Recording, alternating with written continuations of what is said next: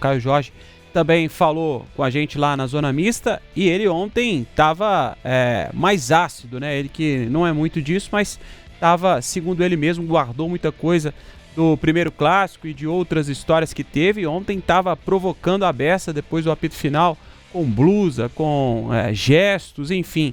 O Caio Jorge provocou bastante e falou um pouquinho dessa provocação e do porquê dela. Então, eu tentei responder dentro de campo, porque é lá dentro que as coisas se resolvem. E não foi diferente, o campo mostrou realmente quem estava mais preparado. Acho que tiveram algumas provocações ali antes da gente saber que ia enfrentar o Atlético, e guardei para mim e preparei essas provocações dentro de campo durante a partida. Beleza, tá aí então, Iago Lemos. O Caio Jorge, que marcou 2 gols. Ô, Josias, Caio Jorge tá em estado de graça, né, Jojo? Era dúvida antes do jogo, vai, não vai, de repente aparece a escalação. Rafa tava lá no Mineirão já, passou a escalação pra gente, Caio Jorge tava nessa escalação, e ele já, logo aos 5 minutos, ele praticamente matou o confronto, né? Muito, muito importante ele falar isso, né? Trazer isso pro futebol também, né? Que é provocação, não tem jeito, né? Acho que provoca do lado de lá, contanto que não faça como o Lianco fez, né? Obviamente eu entendo também que tiveram muitos gritos também direcionados ao Lianco, de maneira que não deveria ter acontecido, mas também não é pro jogador ir para as redes sociais e fazer uma palhaçada daquela, que possivelmente vocês vão comentar logo aí depois. Mas assim, eu acho que o Caio Jorge, ele guardou isso pra ele, respondeu dentro de campo, é um jogador que tem um faro de gol muito apurado, um cara que vem crescendo, né, ao longo dessa temporada. Quando ele chegou no Cruzeiro ano passado, ele já mostrava essa qualidade, e muitos falavam, o Caio Jorge veio da Europa, não conseguiu render na Europa, mas tem que lembrar, né, teve um quadro de lesões, mas ele sempre foi um jogador muito dedicado, e quando ele saiu do futebol brasileiro, ele saiu muito novo, né? Então, assim, ele não teve nenhuma preparação direito, porque no Santos, quando ele começou a despontar, o Santos rapidamente o vendeu para o futebol europeu, para a Juventus. E aí, lá na Europa, eu trabalho com algumas pessoas que trabalham com o futebol italiano e sempre elogiaram bastante o Caio Jorge por ser um cara muito comprometido, muito novo ainda, mas mesmo assim buscando se esforçar para entender, né, tudo taticamente do que era passado para ele, entender a cultura local, né? Já falei isso aqui, que ele aprendeu italiano muito bem, ele sabe falar italiano muito bem. Ele é um jogador que tem essa característica de tentar mesmo, né, vivenciar tudo, e já mostra como ele vivencia o Cruzeiro também, né? Porque ele tomou para si essas provocações, entendeu o peso do clássico e ele colocou em campo isso também, o que ele vive de Cruzeiro. Então acho que é um jogador muito especial aí que o Cruzeiro tem em mãos, e é um cara que realmente, como você disse, está em estado de graça. Ele é um jogador inevitável. Até estava ouvindo ontem o nosso grande Rafa Nobre. O Rafa Nobre fez uma declaração de amor aí pro Caio Jorge ontem, né? Tá apaixonado, uma coisa assim. Só faltou falar que nem o narrador ali, me engravida Caio Jorge, né? Não é possível. Eu já passei o telefone da minha irmã também. O que você falou? A transmissão ontem, eu lembro dessa. Eu costumo exceder às vezes. O que você falou pra quem não ouviu? Não. Fala, pô. Deixa a turma ouvir. Qual dos 2 gols que você se declarou? Foi no segundo, pô. No segundo. O primeiro eu ainda tava lá no Instagram, um pouco mais quietinho. Acompanha lá, Rafa com PH _ Nobre. Dá uma moral lá. Aí, segue a gente também. Se a turma ficar curiosa, pô, vai ser legal. O Jojo já entregou, ué. Ô, Lélio Gustavo, mas que fase é essa do Caio Jorge, hein, rapaz? Como tá iluminado o homem, hein? E você pega a derrota do Cruzeiro pro Flamengo ano passado no Independência, teve uma declaração do Pedrinho que falou que ia contratar um jogador que soubesse fazer gol. Futebol é isso aí, amigo. A língua é o chicote do homem. Mas, de qualquer maneira, o Caio Jorge vive uma fase esplendorosa. É um jogador que, neste momento, tem, sim, o selo de convocável, né? Ele está na luta por uma das vagas para a próxima Copa do Mundo, certamente no radar de algumas equipes europeias. Então, é espetacular a temporada dele. Artilheiro do Campeonato Brasileiro, 15 gols, mais 5 na Copa do Brasil, que ele é o artilheiro com um de diferença, né, para outros jogadores, inclusive o Cano do Fluminense, que ainda permanece na competição. E no Campeonato Mineiro ele fez o quê? Um gol? Agora eu não lembro. Você lembra, Rafa? Josias? Desculpa, Lelão, perdão, a gente estava conversando aqui, eu não prestei atenção. Quantos gols que ele fez no Mineiro? Né? Isso. Foi um gol, né? Isso. Não, o Acho Caio... que foi um gol só. Um gol. Deixa eu confirmar. Ele não agora. é o artilheiro geral do Brasil. É porque o Gabigol foi o artilheiro do Cruzeiro no Mineiro, né? Foi. O Caio começou machucado, né? Não, sim, mas ele ainda chegou a jogar. Chegou né? a jogar. Sim. Algumas Vou partidas. confirmar. Eu também acho que é um gol, mas eu preciso confirmar. Mas de qualquer forma, é assim, é um momento mágico da carreira dele, porque ele nunca fez tanto gol na vida dele. Então é bom ele aproveitar, porque, olha só, você vai e pega aí, ele nesse confronto, ele foi o artilheiro com 3 gols, e olha que os 3 gols são gols de centroavante nato, né? Matador. Ele vem, se aproveita do vacilo da defesa e faz o gol. Ele fez 3 gols que eram jogadas originadas de bola parada. Mas vale. E vale muito porque esse segundo aí, olha a movimentação dele. Não é fácil, né? O Lianco deu a condição para ele, mas ele acreditou que a bola estaria aonde ele atacaria. E foi justamente aí que ele marcou o segundo gol. Se eu não me engano, eu tô até vendo aqui. Ele não fez gol no Mineiro, não? Acho que ele não fez gol. Não fez São gol. 2 jogos, não tem gol no Mineiro, Lelão. Por isso que ele não... Por enquanto não é o artilheiro geral do Brasil, né? Gabigol fez 5 gols. E aí tem Bolassi, tem... Mateuzinho fez gol também. Enfim. Mas já que o Joe puxou a questão da provocação do Lianco, eu até falei com o Liberato aqui, vamos inverter a ordem aqui, daqui a pouco a gente volta com o que disse Leonardo Jardim, mas vamos pro bloco provocações pós-clássico aí, tanto de um lado quanto de outro, né, Rafa? Pois é, chamou até atenção, né, porque o Caio, ele é um cara mais reservado, assim, não costuma entrar muito nessa pira, não sei na ordem que a gente vai mostrar, essa primeira postagem do Lianco, mas falando do lado do Cruzeiro, né, do que trouxe o Caio Jorge diferente para esse clássico aí, né? Na comemoração, por exemplo, ele fez o gesto do 6 e depois no pós-jogo ali tava com uma blusa por baixo e aí fazendo menção às conquistas, né, de Cruzeiro e Atlético.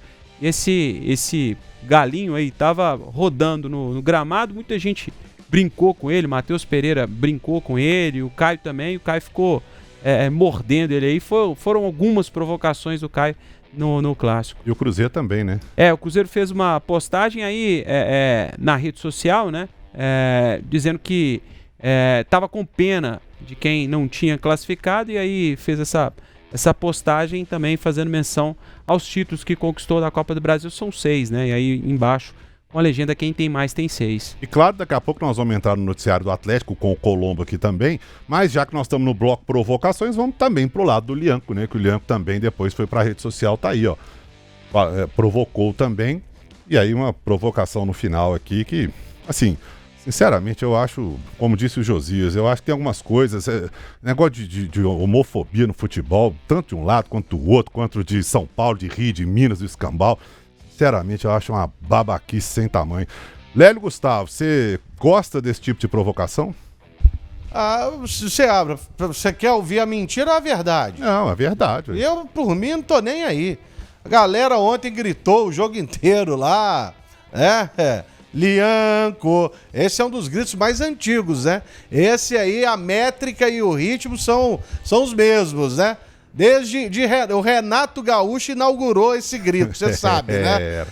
E ele permanece aí já há 40 anos. Cara, eu, assim, o que eu mais estranho no Lianco, você sabe o que é?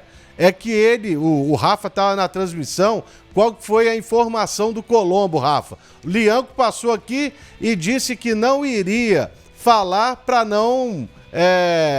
dizer bobagem, para não falar bobagem, não foi? Exatamente. Aí foi lá e escreveu bobagem. Cabeça fria, né? Pois é, isso aí que ele já tava mais tranquilo. Imagina na hora um monte de bobagem que ele ia falar, mas esse é o futebol, cara. O futebol é desse jeito aí. Bom, enfim, cada um pensa, né, de uma forma. Eu acho que é legal. Por exemplo, o torcida do Atlético, há um tempo atrás, no Clássico, criou aquele grito quando o Fábio ia bater o tiro de meta. E aí eu achei um negócio bobo. Aí eles fizeram, fala, Zezé. Aí eu achei legal, pô. Porque aí é bacana, né? É uma coisa de criatividade, uma coisa que não é tão agressiva. Eu acho legal. Essa provocação de ir pra rede social, como o Atlético já fez com o Cruzeiro, como o Flamengo já fez com o Vasco já fez com o Flamengo, e por aí vai. Agora, coisa de homofobia, sinceramente, eu acho que nós já passamos dessa fase. Eu acho que não tem necessidade, não. Mas, enfim. O que eu acho, Diogo, diga lá. Só um adendo aqui, eu acho assim, que o torcedor é aquilo que o Léo disse aí, né? O torcedor, inclusive a CBF já falou, né, que ia tentar coibir ao máximo aí esses cantos homofóbicos, misóginos em campo. Agora, quando o jogador vai fazer isso é pior, né? Porque assim, o jogador ele deveria pelo menos dar o respeito ali, como ele falou também que não ia se manifestar para não falar coisa de cabeça quente, né? Imagina se eu tivesse falado, mas de qualquer forma acho que pro jogador, até ele tirou essa parte, né, da mensagem, editou a mensagem no Instagram, né? Assim, porque ele viu que foi uma coisa muito errada que ele fez, né? Lianco também é pai, né? Tem filho e tal, não é uma coisa que uma pessoa, né, deveria postar nas redes sociais. Talvez ele compreendeu ali aquele momento, foi um momento de exaltação, então vou tentar, né, remediar a situação, mas só que o print é eterno, né?